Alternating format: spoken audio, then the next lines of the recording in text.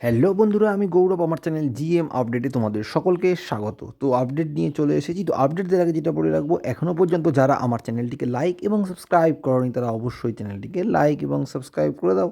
এবং যারা ভিডিওটি থেকে তথ্য পেতে চাও তারা কিন্তু সম্পূর্ণ ভিডিওটি দেখো, মাঝখান থেকে স্কিপ না করে পুরো ভিডিও দেখো। তো যেটা আপডেট রয়েছে যে পাক চীনের ভয় বাড়ল ভারতের নয়া অস্ত্রে।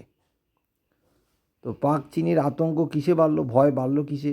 ভারতের যে অস্ত্র সেটা হলো সুপারসনিক অ্যাটাক সাবমেরিন। প্রজেক্ট ৭৭-এ ভারতীয় নৌসেনা মাস্টার প্ল্যান যেটা, যে গোপনভাবে নিউক্লিয়ার চালিত অ্যাটাক সাবমেরিন তৈরির পদক্ষেপ নেওয়া হচ্ছে। ডিআরডিও, এল&টি এবং নেভির ওয়ারশিপ ডিজাইন ব্যুরো অতি মার্জিতভাবে এটা নির্মাণ করেছে। এই সাবমেরিন হতে চলেছে উত্তর বলীয়ান হওয়া ভারতীয় নৌসেনা, যাতে নানান রকম সুবিধে থাকছে, অত্যাধুনিক যে সমস্ত যেমন থাকে আর কি, অত্যাধুনিক সব সেরকমই এখানে স্টিলথ প্রযুক্তি থাকছে। অর্থাৎ সাবমেরিন জলের নিচে চলবে নিঃশব্দে, সাররক্ষী চট করে বুঝবেই না যে কিছু একটা আছে। স্টেলথ প্রযুক্তির মাধ্যমে সেটা রয়েছে। এবং কি সক্ষমতা, সুপারসনিক এবং হাইপারসনিক মিসাইল ছোড়া, যা ১,৫০০-২,০০০ কিমি পর্যন্ত পৌঁছে হামলা চালাতে পারবে। যেটা বর্তমান বিশ্বে কিন্তু অত্যন্ত গুরুত্বপূর্ণ হলো হাইপারসনিক মিসাইল। আমরা সিঁদুরে যেটা দেখেছি যে যেভাবে পাকিস্তানের ওপর হামলা চলেছিল, সেটা কিন্তু ব্রহ্মোস সুপারসনিক একটি ক্রুজ মিসাইল ছিল। তো এখন হাইপারসনিকের ওপরও ভারত কাজ করছে। তো এই যে সাবমেরিন, সেখান থেকে কিন্তু এর সুবিধে মানে যে সুপারসনিক হাইপারসনিক, এটা দুরকম মিসাইলই কিন্তু এখান থেকে প্রয়োগ করতে পারবে। এবং যা রেঞ্জ দিচ্ছে তাতে কিন্তু পাকিস্তান চীনেরও অংশ চলে আসার কথা। অর্থাৎ ২,০০০ কিলোমিটারটা তো নেহাত কম নয়। নিউক্লিয়ার রিয়্যাক্টর যুক্ত, দীর্ঘক্ষণ জলের অদৃশ্যতায় থাকতে পারার একটা সুবিধা। অ্যাডভান্সড সোনার ও ট্র্যাকিং সিস্টেম, শত্রু যুদ্ধজাহাজ খুঁজে বের করে দেবে এমন টর্পেডোর মতো অস্ত্র ব্যবহারের জন্যও সিস্টেমটা এর মধ্যে থাকবে।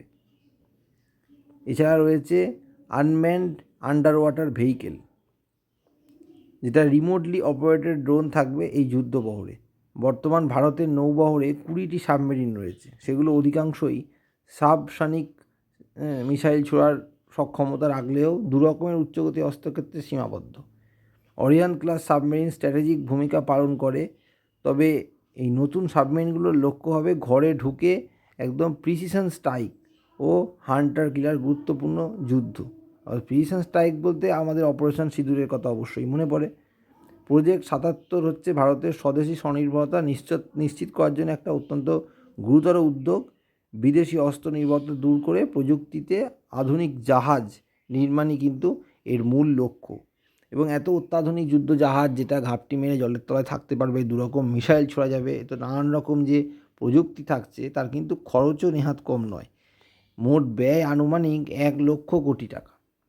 এবং কেন্দ্রীয় নিরাপত্তা বিষয়ক ক্যাবিনেট কমিটির থেকে কিন্তু এর অনুমোদন মিলে গেছে। প্রথম ধাপে সাবমেরিনগুলো ৩০ সালের মধ্যে কিন্তু এটা একটা পরিকল্পনা করা হচ্ছে, যে সম্পন্ন করার জন্য একটা পরিকল্পনা করা হচ্ছে।